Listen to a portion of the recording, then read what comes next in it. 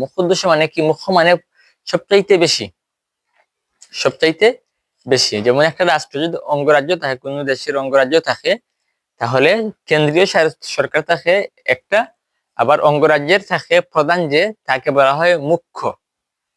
তাজবিদেরও মুখ্য মানে কি? ওই ওই অঙ্গরাজ্যের প্রধান। তাজবিদের উদ্দেশ্যের মধ্যে একটা আছে মুখ্য উদ্দেশ্য। তাজবিদের একটা গেল মকসুদ উদ্দেশ্য, আর ওটা হচ্ছে গিয়ে যে তাজবিদের মুখ্য উদ্দেশ্য। এটা কি?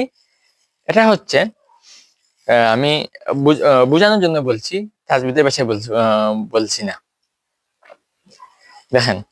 দেখো, যদি তাজবিদ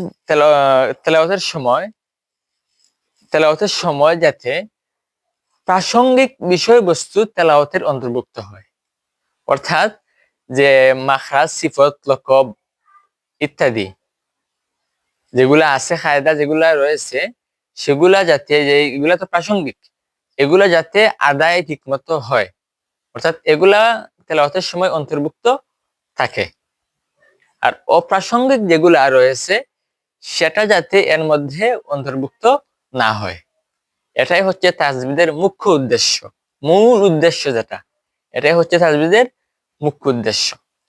যাতে কি বললাম, যে তেলাওয়াত করার সময় প্রাসঙ্গিক যে বিষয়গুলো আছে, তাজবিদের মধ্যে যে প্রাসঙ্গিক যে বিষয়গুলো আছে সেগুলা ইনক্লুড হয়, সেগুলা অন্তর্ভুক্ত হয়।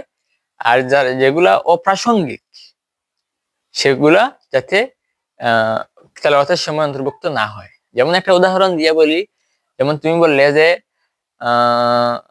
বিসমিল্লাহির রহমানির রহিম, বিসমিল্লাহির রহমানির রহিম, এখানে বিসমিল্লাহ হওয়াত গিয়া তুমি বললে যে বিসমিল্লাহির রহমানির রহিম। তাহলে এটা কি প্রাসঙ্গিক না অপ্রাসঙ্গিক? অবশ্যই অপ্রাসঙ্গিক, কারণ বার পরে পর সিন রয়েছে, আর তুমি পড়ছো কি শিন, তার মানে এটা অপ্রাসঙ্গিক। তাহলে এই যে অপ্রাসঙ্গিক করলে এক তো প্রথমত তো গুনাহ হবে, দ্বিতীয়ত যে তাজবিদের মুখ্য উদ্দেশ্য আছে সেটাকে তুমি মানে সে মুখ্য উদ্দেশ্যকে তুমি আদায় করলে না, তাজবিদের যে মুখ্য উদ্দেশ্য সেটা আদায় করলে না।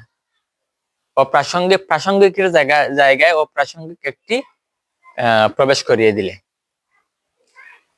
আলহামদুলিল্লাহ রাব্বিল আলামিন, আলহামদুলিল্লাহ আলহাম হইয়া গুণা করলে, গুণা করার সময় এখানে এটা প্রাসঙ্গিক নয়, এখানে গুণা নেই। তাহলে এটা কি হলো? যে অপ্রাসঙ্গিক চলে আসলো। প্রাসঙ্গিক কি? যে আলহামদুলিল্লাহ রাব্বিল আলামিন, এটা হচ্ছে শুদ্ধ করে প্রাসঙ্গিক। এই যে উলট পালট প্রাসঙ্গিক আর অপ্রাসঙ্গিক, এটাই হচ্ছে তাজবিদের মুখ্য উদ্দেশ্য। যে প্রাসঙ্গিকের জায়গায় প্রাসঙ্গিক কায়দা আসবে, অপ্রাসঙ্গিকের জায়গায় অপ্রাসঙ্গিক কায়দা আসবে। মানে অপ্রাসঙ্গিকের জায়গায় কায়দা আসবে বলতে কায়দা নেই, কোনো কায়দা করা যাবে না, এটা হচ্ছে মুখ্য উদ্দেশ্য।